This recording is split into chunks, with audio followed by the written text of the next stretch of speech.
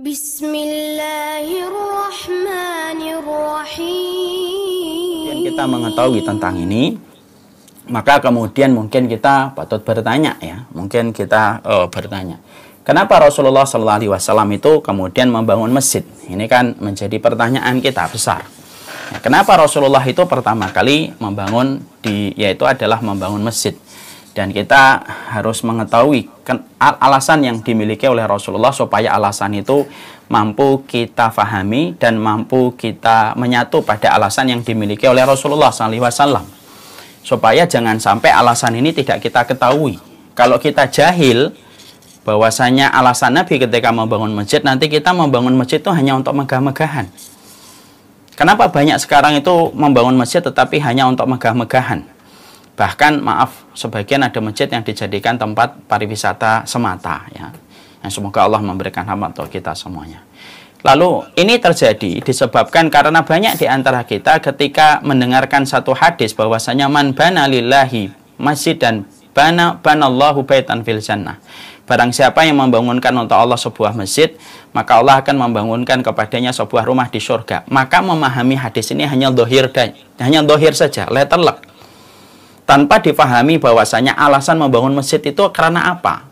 Karena Rasulullah adalah orang yang paling paham tentang hadis ini. Karena yang mengucapkan hadis bahwasanya siapa yang membangun masjid di dunia akan dibangunkan dengan masjid, akan dibangunkan dengan sebuah rumah di surga. Itu hadisnya kita imani. Tapi mengimani hadis ini tidak boleh berdiri sendiri. Tetapi kita harus betul-betul menyertakan aspek dan latar historis kenapa Nabi itu membangun masjid.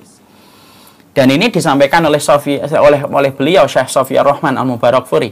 Banyak orang hari ini bangun masjid hanya berpijak dengan satu ayat itu, tapi tidak memahami bagaimana aspek-aspek ideologis yang dimiliki oleh Rasulullah ketika bangun masjid.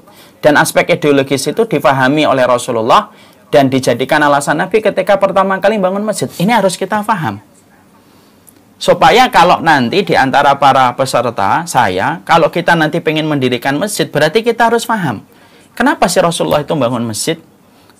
Dan alasan itu harus kita pahami. Supaya tidak hanya kita kemudian menggunakan uang kita bangun masjid, tetapi justru tidak sama dengan alasan yang dimiliki oleh Rasulullah SAW. Karena apa? Masjid banyak. Tapi belum tentu masjid itu akan berfungsi sebagaimana fungsi ketika Rasulullah membangun masjid. Padahal yang kita harus mengerti, dibangunkan sebuah rumah di surga itu kalau masjid yang kita bangun sama dengan masjid yang dibangun oleh Rasulullah. Masjid yang dibangun oleh Nabi dari Masjid Quba sampai Masjid Nabawi itu adalah masjid yang betul-betul masjid yang bisa merontokkan peradaban Romawi dan Persia. Itu loh yang disebut dengan membangunkan sebuah rumah di surga itu kalau masjidnya kayak gitu. Karena tidak setiap orang yang bangun masjid itu mendapatkan pahala. Ada yang bangun masjid tetapi justru dirobohkan oleh Rasulullah ketika orang-orang munafik membangun masjid dirar, masjid yang diniatkan untuk memecah belah di antara kaum muslimin. Dia bangun masjid, orang-orang munafik itu. Tapi sesungguhnya ketika mereka membangun masjid tetapi justru untuk memecah belah di antara kaum muslimin supaya mereka justru jauh dari persatuan umat. Nah, masjid ini dihancurkan oleh Nabi dan Allah memerintahkan dengan keras kepada Rasulullah supaya Rasulullah tidak berdiri pada masjid itu. Berarti disinilah kita paham, membangun masjid itu bukan hanya aspek ekonomi yang kita miliki dari finansial. Tapi membangun masjid itu betul-betul karena kita harus tahu fungsinya masjid itu dengan alasan yang dimiliki oleh Nabi. Kenapa Nabi itu membangun pertama kali ketika membangun peradaban itu yang dilakukan oleh beliau bukan membuat prasasti, bukan membuat istana, tapi yang dilakukan itu adalah membangun masjid. Kalau fungsi ini nanti kita pahami, lalu ada di antara saya dan antum yang punya kelapangan harta, pahami dulu alasan Nabi bangun masjid, baru harta itu yang membackup alasan yang kita pahami dari alasan yang dipakai oleh Nabi ketika membangun masjid. Inilah urutan yang sejatinya kita harus mengerti. Maka kemudian para ulama lalu menyampaikan, ya, karena sesungguhnya kenapa Rasulullah itu membangun masjid? Karena disampaikan, karena iman itu membutuhkan rumah. Selayaknya fisik membutuhkan rumah yang melindungi dari panas dan hujan. Fisik kita kan butuh rumah. Fisik kita ini butuh rumah. Kita butuh rumah untuk melindungi kita dari hujan dan panas. Tetapi yang kita harus paham, yang membutuhkan rumah itu bukan hanya fisik. Tapi keimanan itu membutuhkan rumah. Dan rumah bagi keimanan kita bukan rumah kita. Tapi rumah bagi iman kita itu adalah masjid. Ini menjadi hal yang kita harus, makanya bangun masjid itu harus senyaman di rumah. Bagaimana setiap manajemen masjid itu harus berhasil menjadikan masjid itu senyaman rumah. Baru betul-betul kemudian itu sesuai dengan fungsinya Rasulullah. Makanya para sahabat, aktivitas mereka itu ya banyak di masjid. Karena memang masjid itu difungsikan oleh Rasulullah SAW menjadi rumah. Menjadi tempat mereka mendapatkan berbagai macam hal yang terkadang mereka tidak dapatkan itu di rumah. Karena sekali lagi, bukan hanya fisik yang butuh rumah, tetapi iman itu juga butuh rumah. Dan rumah bagi iman itu mana? Ya masjid. Itu adalah masjid. Mari kita lihat video ini sebentar.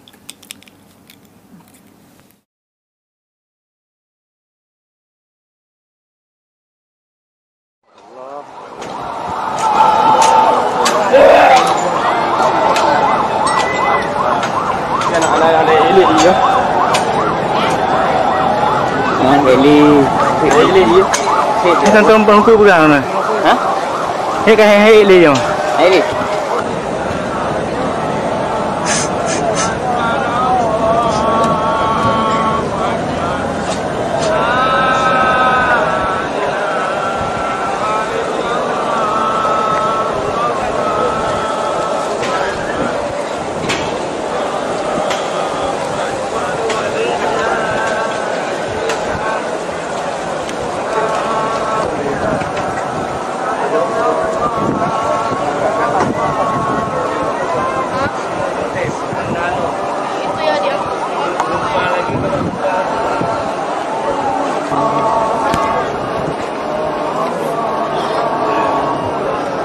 Allah.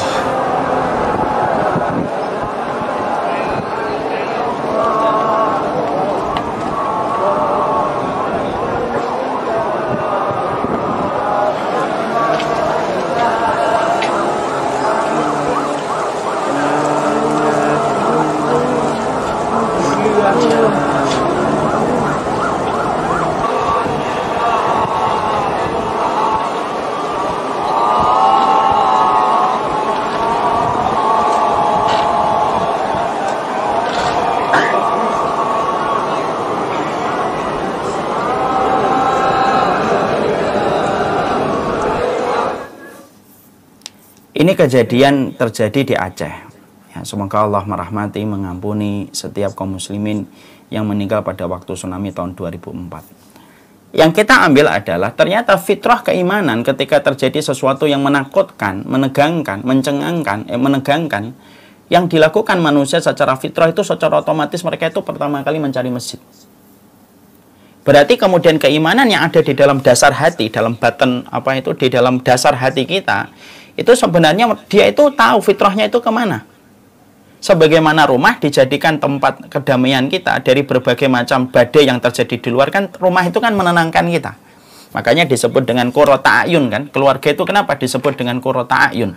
Yaitu penyejuk pandangan. Karena sesungguhnya qurrata a'yun itu analoginya itu sama kayak onta. Onta itu ternyata memiliki selaput mata. Kalau terjadi badai, dia itu selaput mata itu akan nutupi matanya. Sehingga badai sekencang apapun, onta tetap bisa jalan. Kenapa? Karena dengan selaput itulah debu itu tidak masuk ke matanya. Itulah fungsinya qurrata a'yun. Bahwasanya rumah itu menjadi tempat ketenangan kalau terjadi badai di luar rumah. Sama, kalau terjadi badai sesuatu yang menegangkan, rumah itu sudah tidak lagi bisa memberikan kenyamanan dan keamanan. Tetapi sesungguhnya secara fitrah keimanan, orang itu akan mengarah ke masjid.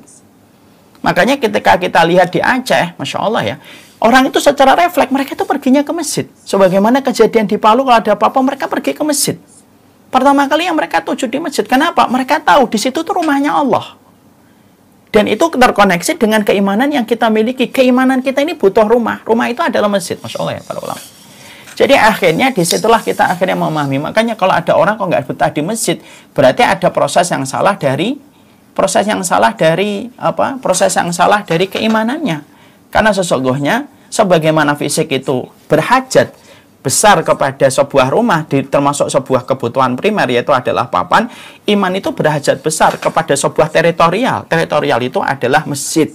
Karena disitulah kita mendapati bahwasanya video tadi yang terekam bagaimana masyarakat Aceh ketika terjadi tsunami yang begitu besar, mereka larinya ke masjid. Dan ketika mereka di masjid, mereka berzikir, mereka bersolawat kepada Allah. Karena sesungguhnya itulah yang kita harus mengerti. iman itu yang ada pada rongga hati kita.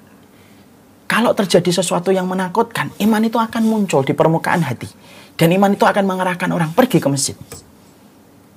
Dan itu kemudian menjadikan akhirnya Rasulullah itu membangun rumah iman.